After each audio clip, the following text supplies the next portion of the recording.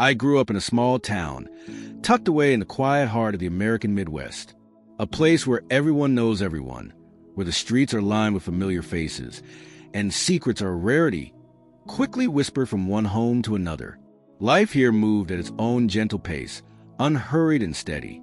Sundays were reserved for church, Wednesdays for the farmer's market, and winter nights spent beside the warmth of the fire, listening to stories that seemed to be passed down through generations. Nothing ever really changed. I never considered myself special. My life was simple, predictable even. Every morning, I opened the coffee shop I ran, nestled between a local bakery and a second-hand bookstore. Dawn would break, and the scent of freshly brewed coffee would fill the air, marking the beginning of another day. The first customers would trickle in, nodding their heads in recognition before settling into their familiar spots. Mr. Thompson always ordered his black coffee. Mrs. Reed would get her cappuccino, while the young college student would settle in, revising his notes in silence. The routine was soothing, comforting even. I relished the anonymity. It was a quiet existence, where I could go about my days without drawing attention to myself. I wasn't visible in the way most people were, and I liked it that way, being useful without truly being seen. My life was a quiet hum in the background of this small town, nothing more than a flicker in the passing days. But behind this facade of normalcy, I carried a weight, an invisible burden no one else could see, a wall I had built over the years to protect myself. I lived alone, tucked away in a modest house on the edge of town, a place where no one ever knocked on my door, without first calling to make sure I was home. My evenings were solitary, a simple dinner, a few pages of a book I would never finish, the low hum of the television playing in the background. My phone would rarely ring, except for the occasional call from my mother checking in. She always asked if I was okay, if I felt lonely, but I had grown accustomed to silence. It was my choice, my shield. I had learned the hard way that the bonds we form can be broken in an instant, leaving behind scars no one can see. I didn't need anyone, and I didn't want anyone to need me. That night, like every other, I came home late from the cafe. Exhaustion weighed heavy on my steps as I unlocked my front door, greeted by the familiar embrace of darkness. But then I noticed something. The porch light, the one I had just replaced a few days ago, was out again. A sigh escaped my lips as I grabbed a spare bulb and made my way to the garage for the stepladder. It was routine, nothing more. I had done it countless times before. The air was crisp, autumn's chill brushing against my skin, the scent of fallen leaves swirling around my feet. I climbed the ladder, the creaking of the metal a comforting sound in the stillness of the night. I unscrewed the dead bulb and reached up to replace it. But then, in that instant, I lost my balance. It was subtle, almost imperceptible, but enough to change everything. The ladder slid from beneath me, and before I could react, I felt myself falling. Time seemed to slow. The world around me blurred as I plunged downward, the empty air swallowing me whole. My body crashed into the ground, a violent impact that stole the breath from my lungs. A sharp, searing pain shot up my spine, radiating through every nerve and muscle. But it wasn't the pain that terrified me. It was the stillness. I tried to move, to lift my arms, but they wouldn't respond. My legs felt as though they no longer belonged to me. Cold dread crept through me as my gaze locked on the night sky above. Same sky, same stars, but now it felt impossibly far away. Time stretched, each second lingering in the stillness like a weight. I don't know when I lost consciousness, but I knew one thing for sure. What awaited me next would change everything. If this story has already captivated you, take a moment to become part of our community by subscribing to our channel and liking this video. Your support means the world to us, and together, we create a space where these powerful stories can continue to inspire. And here's something special. Want to hear your name mentioned in front of thousands of people? Just comment your name and city below, and hit that like button. You could be one of the lucky ones to receive a personal shout-out in our next episode. Imagine the thrill of hearing your name in front of our incredible community. It's your moment of fame, and we want you to be a part of this journey with us. The world around me faded into nothingness, swallowed by an endless void. There was no sound, no movement, no sense of temperature, just the pure absence of everything. The kind of silence that seems to drown out your thoughts, as if the very essence of life had been erased. I was weightless, floating somewhere between two realities, and for the first time in my life, I felt nothing but the vast, inescapable emptiness. And yet, I was aware. I was still here. Somehow, I was still here, though I couldn't explain how or why. The space around me was dark, but not in a way that nightfall brings the end of the day. No, this darkness was dense, almost suffocating, as though it held an ancient secret, one that was just out of reach. It stretched endlessly, as though the universe itself had been condensed into a single point of blackness. Then, slowly, something changed. A flicker of light appeared, faint at first, like the faintest glimmer of a star on the horizon. It wasn't much, but it was enough to stir something deep within me. It wasn't warmth, it wasn't comfort. No, it was a knowing. Something out there had changed, and I had to follow it. It wasn't an option, but a compulsion, as if I were being drawn forward by a force far greater than I could comprehend. I could see my body lying below me, motionless on the ground. The image was so clear, so vivid, that it felt like I was watching a scene unfold from a distance, like a movie in slow motion. There, beneath the glow of the porch light, I saw my still figure, the same body that carried me through years of mundane routine. But now, as I gazed down upon it, I felt strangely detached. It was as though the body I had known all my life was no longer truly mine. I was something else, somewhere else. The reality below me seemed distant, fragile, as if I no longer belonged there. I wasn't afraid. I wasn't even scared. It was simply different. I wasn't sure what to make of it. Should I be frightened? Should I be trying to escape? I wanted to move, to run, but my body didn't respond. I couldn't even hear my own thoughts, as if everything about me had been silenced by this unearthly presence that now surrounded me. Then I heard it, a voice, a familiar voice, but distorted by the strange, shifting space I was now in. "We need help here," it called, urgent yet distant. I could see the figure of my neighbor, Mr. Patterson, standing by the phone, his hand trembling as he spoke into it. His words were muffled, as if they were being spoken through a thick wall of glass. I could see the flash of emergency lights cutting through the darkness, red and blue, frantic and erratic. "He's not moving," he said. I watched as paramedics rush around my body, their voices filled with panic and uncertainty. Their movements were blurred, as though time itself had been stretched and distorted. I saw their hands pressing down on my chest, the frantic efforts to revive me, but it all felt so far away. "Prepare the defibrillator." The words echoed in my mind, each one a heavy blow to my awareness, like the world was trying to remind me that I was no longer part of it. There was no pulse, no life, nothing. I was gone.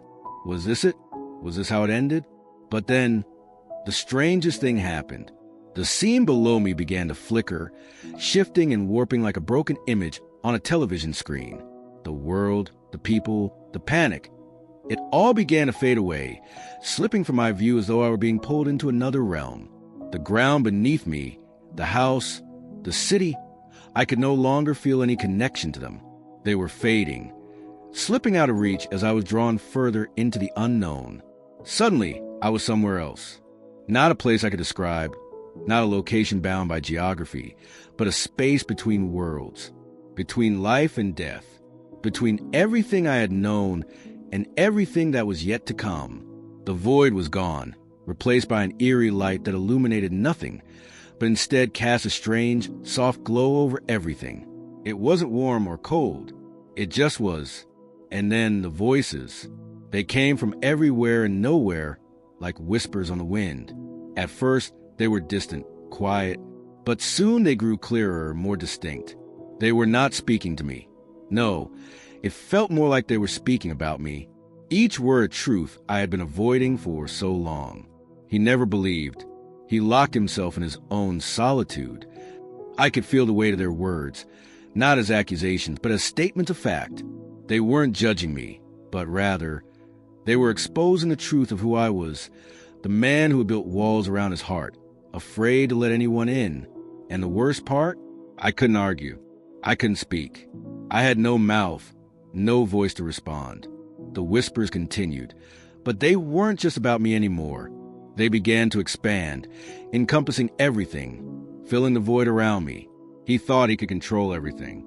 He never asked for help. They murmured, each word a cold reminder of the walls I had built. And just as I began to feel the weight of these truths, something happened. A pull.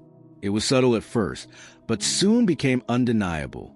A force, invisible and unrelenting, pulling me downward, drawing me into the unknown. I wasn't falling, not in the way you'd fall from a height, but I was being drawn into something deeper, something I couldn't see, but could feel coming closer. The air thickened, suffocating. The darkness returned, but now it was alive. Shadows danced, shifted, and whispered things I could not understand, but that sent a chill to my very core. I was alone with my choices, alone with the past I had tried to escape. And just as the weight of it all became unbearable, I saw it. A light, a distant glow, small but unwavering. It was the first sign of hope I had felt since this journey began. And within that light, something or someone was waiting. The light grew, slowly at first, like a fragile star fighting to emerge from a thick veil of darkness. But as it expanded, it became stronger, brighter, its warmth radiating outward, not just illuminating the space, but enveloping everything around me in a gentle, unearthly glow. It wasn't harsh or blinding. Instead, it filled the void with a soothing presence, as though the very essence of peace itself had materialized in this strange place. I could feel the pull of the light deep in my being, drawing me in. My heart, which had been heavy with the weight of isolation, began to calm, its frantic beats slowing as if the very light itself had reached inside of me and quieted the chaos. There was a stillness here, a peace I couldn't describe with words, one that transcended everything I had ever known. The force that had drawn me here was no longer pulling me downward. It had ceased. The light held me in place, as though it had gently stopped my descent. And I didn't fight it. I didn't want to.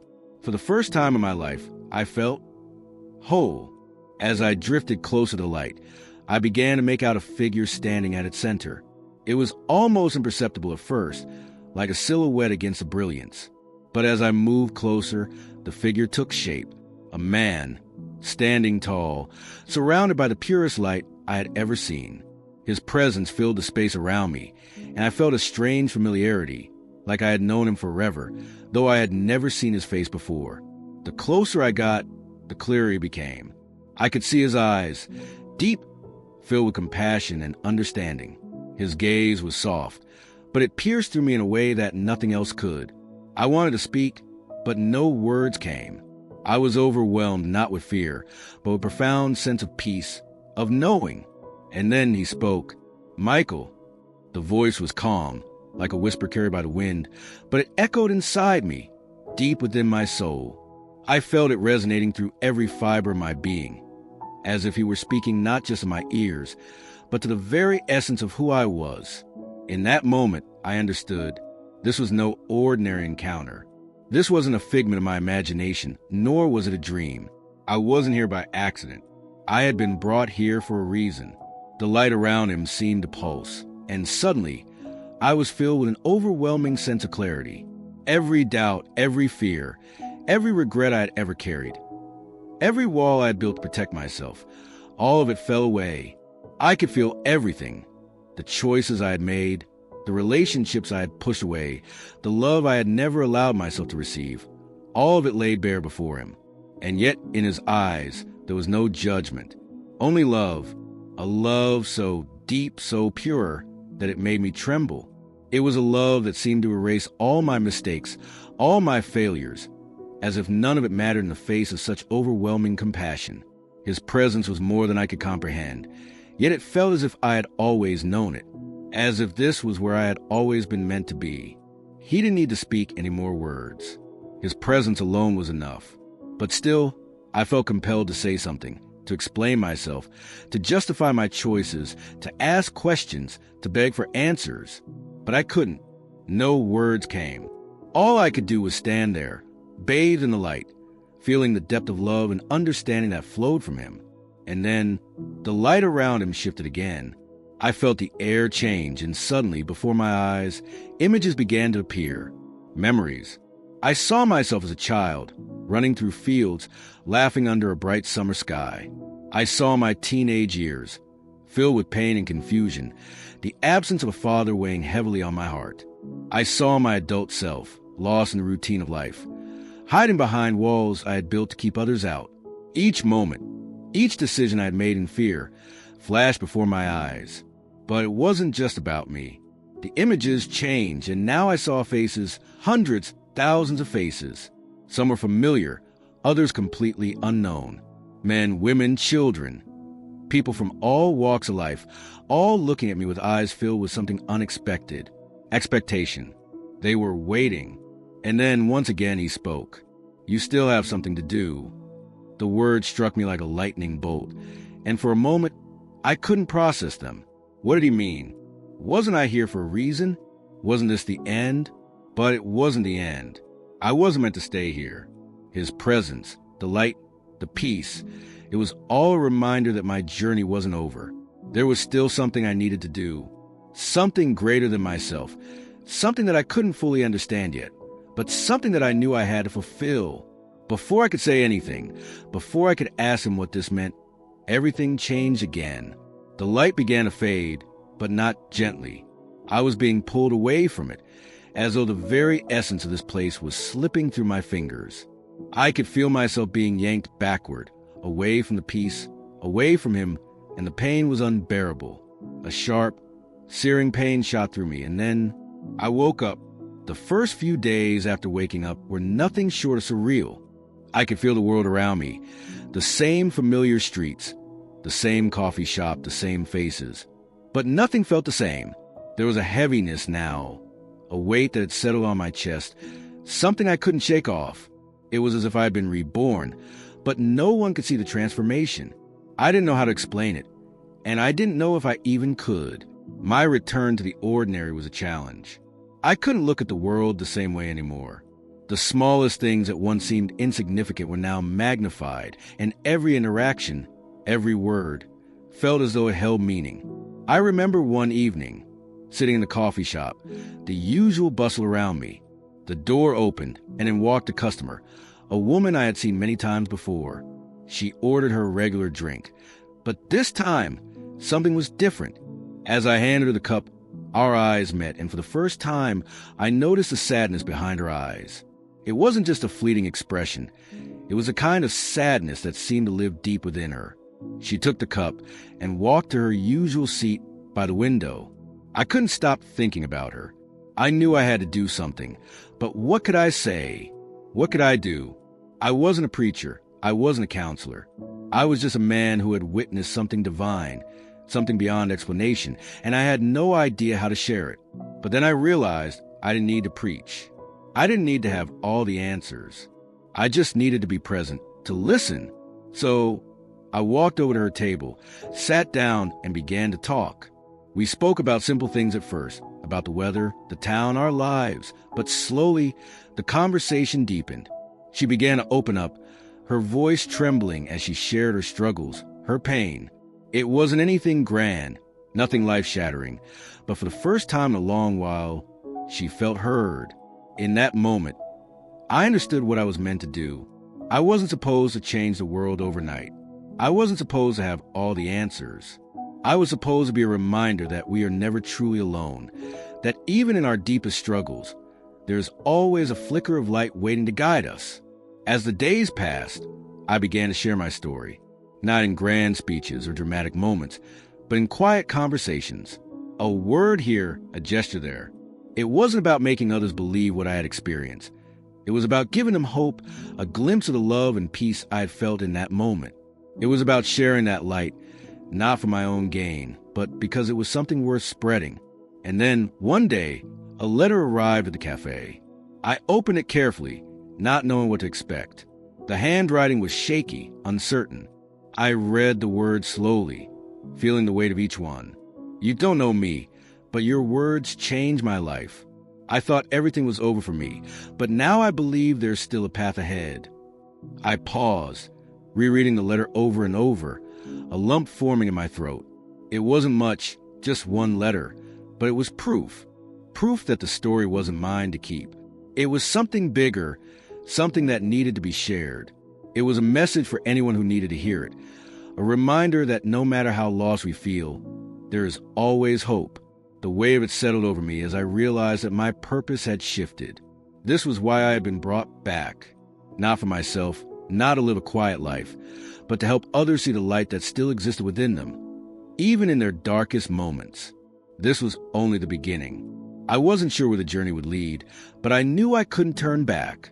If this story has resonated with you, take a moment to become part of our community. Subscribe to our channel and like this video to support the message we're sharing. Your support helps us continue telling these powerful stories that connect and inspire people around the world. We'd love to hear from you. Where are you watching from? Comment your name and city below and leave a like. In our next episode, we'll be giving a special shout out to some of our viewers. Imagine hearing your name mentioned in front of thousands of people. It's your chance to be part of this incredible community and feel the power of connection. After that letter, everything seemed to change. There was a shift in me, a deep knowing that my life would never return the way it had been. It wasn't about fame, recognition, or even a grand purpose. It was simply about connecting with others, sharing a piece of the light I had received, and giving them hope in the darkest of times. I spent more and more time in the coffee shop, not just making coffee, but talking to people. It was as if I had become a magnet for those who were struggling, even though I had no special answers. I didn't offer advice. I offered my presence, my willingness to listen, and sometimes my story. One evening, a man came in, a regular who always sat by the window, lost in thought. He didn't speak much, but there was something about the way he stared out at the world, as though he was searching for something. I had noticed his sadness before, but that day, it was different. He sat in silence longer than usual, his eyes vacant, his posture slumped as if the weight of the world was pressing down on him. I couldn't ignore it anymore. I walked over to his table, my heart racing as I approached him. This time, it wasn't just about offering coffee or a simple smile. It was about connecting on a deeper level. "Are you okay?" I asked, sitting down across from him. He looked up, startled, as if he hadn't expected anyone to notice. He opened his mouth, but no words came. Instead, his eyes welled up with tears, and for the first time he spoke. "I don't know if I can keep going. I feel lost. Like everything I've worked for, everything I believed in, is falling apart." I didn't know how to respond. What could I say? What could I offer him that would make a difference? But then I remembered it wasn't about the right words. It was about being there, truly present with him. "I understand," I said softly, "and I may not have the answers, but you're not alone in this. I've been there. We all have our struggles, and sometimes it feels like we're drowning in them, but the light is still there, waiting for us to find again." He looked at me, his expression softening. "You really believe that, don't you?" I nodded. "I do, and I've seen it. I've felt it. Sometimes, all we need is to reach out, to let someone else in, and that's when the healing begins." His eyes held mine for a moment, as if he were searching for something deeper. Then, without saying a word, he reached across the table and took my hand. It wasn't a grand gesture, but it was enough. In that moment, I knew that we had both connected on a level that went beyond the surface. We had shared something unspoken, something that could not be measured or explained. In the days that followed, the man returned to the cafe, but this time, his demeanor was different. His shoulders were less slumped, and there was a lightness in his step. We didn't talk much about that day, but the change in him was undeniable. The ripple of that conversation had shifted something deep inside him, just as it had in me. The more I shared my story, the more I realized that it wasn't about seeking out grand moments of change or waiting for the perfect opportunity. It was about the small moments, those quiet, seemingly insignificant conversations that held the power to heal. And that was what I was called to do. Not to change the world with a single act, but to touch the hearts of those who cross my path, one person at a time. To remind them that even in the darkest moments, there is always a flicker of light. As time passed, the weight of my newfound purpose began to feel more like a calling than a burden. I had been brought back for something something greater than myself. And the more I shared my story, the more I realized the ripple effect it had on others. Every person I met seemed to carry their own burden, their own story of loss, regret, or fear. And with each conversation, I could see the flicker of hope reigniting in their eyes. But it wasn't just about giving hope to others. It was about reclaiming my own. I had spent so many years hiding from the world, shutting myself off from the pain of connection, from the vulnerability of truly opening my heart. But now, I found myself embracing it. I had seen the light, felt the love, and experienced a peace that words couldn't fully capture. And I knew deep in my soul that I was meant to share it, not in grand speeches, but through simple moments in quiet gestures of compassion. One evening, I sat in a coffee shop, watching the rain pour down outside. The town was quiet, as it often was on stormy nights. The usual hum of life had slowed, and there was a stillness in the air that felt almost sacred. It was in these moments that I felt closest to the truth of what I had experienced, as if the world had fallen away, leaving only the pure essence of connection and love. And then she walked in, a woman I had never seen before. She was older than most of my regular customers, her face lined with the traces of a life well lived. She was carrying a worn leather bag, and her eyes held a sorrow so deep it seemed to radiate from her. She made her way to the counter, her steps slow, hesitant, as if she were carrying a weight far greater than any of us could see. I greeted her as I always did, with a smile, but something in her posture, in the way she held herself, told me that she wasn't just here for a cup of coffee. There was more, so much more beneath the surface. She ordered coffee, her voice quiet, almost too soft. I could hear the tremor of her emotions in her words, even though she tried to mask it.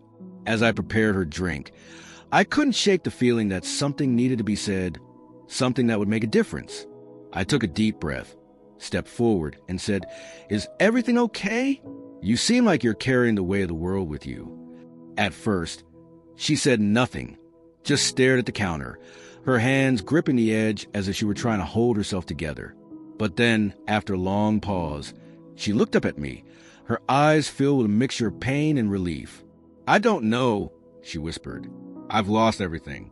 My family, my friends, my sense of self. I'm not sure where I belong anymore.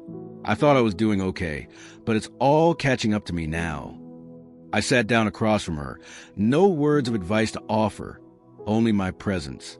"You don't have to carry it alone," I said softly. "Sometimes the hardest part is allow yourself to be seen, to be heard, to let someone else in." She looked at me, her expression softening. "I've never told anyone this before," she said, "but I feel like I'm invisible, like no one can see the real me, the pain I'm carrying." I nodded, understanding all too well the weight of those words. I had spent so many years hiding behind walls, convinced that the world wouldn't understand, that no one would care. But that moment, sitting across from this woman, I knew that there was power in simply being present for someone else, in sharing in their sorrow, in offering a quiet, unspoken support. "I see you," I said, my voice steady but full of compassion. "And I believe that the love and peace you seek is still out there, waiting for you." For the first time, her face softened, a hint of a smile forming on her lips. "Thank you," she whispered. I needed to hear that. As she left, I watched her walk out into the storm, but something had shifted in her. She no longer seemed burdened by the weight she had carried when she entered. The simple act of sharing, of being seen, had unlocked something within her, a spark of hope, a reminder that she wasn't invisible. If this story has resonated with you, I invite you to become a part of our community by subscribing to our channel and liking this video. We don't make any money doing this. We do it because we genuinely believe in the power of these stories and because we want to share them with you. Your support through likes and subscriptions helps us continue this work, and we are so grateful for each of you. Please take a moment to leave a like and comment where you're watching from. Tell us your name and city, and we'll give you a special shout out in the next video. Imagine hearing your name in front of our incredible community. It's your chance to be recognized and feel the connection we are building together. As the days passed, I found myself more connected to the world around me, more attuned to the struggles and pains that others carried. I no longer walked through life with the same blindness I once had. I could see the cracks in people's armor, the hidden wounds that they wore like scars, try and conceal them from the world. And in those cracks, I saw my own reflection. I saw the pain, the fear, the doubts that I had once buried so deep inside me. But now there was something different. I had come to realize that it wasn't about avoiding those wounds. It was about embracing them, understanding them, and allowing them to heal. The message I had received, the purpose I had been given, was slowly taking root in me. I didn't need to understand it all. I didn't need to have all the answers. What I had learned was that healing wasn't just about fixing the brokenness within ourselves. It was about sharing that healing with others. It was about being present, being compassionate, and offering the love and peace that I had so deeply felt, knowing that I had the power to change lives. One evening, as I sat at my desk, writing yet another entry in my notebook, a thought crossed my mind. There were still so many people out there, struggling in silence, carrying burdens they didn't know how to share. There was a whole world of souls, just like I had been, who needed to hear this message. The message that no matter how dark the path may seem, there's always light waiting to guide them. I couldn't keep this to myself. I had to share it, no matter how vulnerable it made me feel. That was when I decided to take the next step, to share my story not just in a coffee shop, but with a wider audience. I knew it wasn't going to be easy, and I knew there would be people who would doubt me, but I had felt the truth of it too deeply, and I knew it was something worth sharing. As I sat there, ready to press the button to share my first video, I realized something important. This wasn't just about me. This was about all of us. Every person who had ever felt alone, every soul who had ever wondered if they were enough, every heart that had ever felt lost, this message was for them. I wasn't just telling my story. I was telling the story of all of us, a story of redemption, healing, and transformation. The moment I shared the video, I felt a sense of peace wash over me. It wasn't the peace of knowing that everything would be perfect, but the peace of knowing that I was doing what I was meant to do. And when the comments began to pour in, when people began sharing their own stories, their own struggles, and their own victories, I realized how connected we all are, how much we need each other, how much our stories, our experiences, and our support can make a difference in someone's life. I knew this was just the beginning. There were more stories to be told, more lives to be touched, and more souls to be uplifted. I wasn't done yet, and I would continue to share this journey with all of you, because we are in this together. We are part of the same community, a community built on faith, love, and the shared belief that we are never alone. If you feel moved by this story and want to continue on this journey with us, click on the next video appearing on the screen. It will be a revelation for your life, one that you don't want to miss. It's all about uncovering deeper truths that will inspire and transform your life. And before you go, don't forget to leave a like and comment, and then below to continue receiving blessings. You are part of this incredible journey, and every like, every comment helps us grow this community of faith, love, and inspiration. Thank you for being here with us. Stay connected, because the next part of the story will change everything.